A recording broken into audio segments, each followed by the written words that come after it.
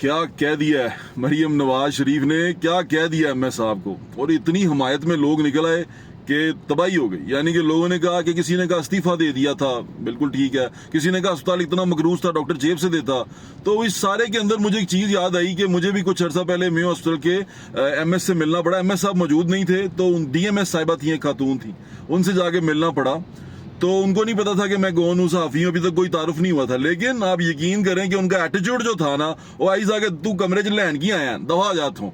तो मैं खुद बड़ा परेशान हुआ कि इतना एटीट्यूड। और कोई आम आदमी, जो आम आदमी मेरी ये बात सुन रहा है, वो किसी एमएस के कमरे में जाके दिखा दे सिर्फ, और बाहरों ही चुक के तुम बाहर सुट देते। एमएस हस्पताल में डीसी लगा होता है। तो एमएस को ये बात कहना बिल्कुल ठीक है, उसको ये बावर कराना चाहिए। अवामी नुमाइंदे की तरफ से ये बावर कराया गया कि तुम यहाँ अवाम की खिदमत के लिए हो, तुम्हें अवाम की खिदमत करनी है। अभी मरियम नवाज शरीफ ने जो कुछ भी किया, मेरे ख्याल में ठीक किया। सरकारी मुलाजमीन को होश दिलानी चाहिए।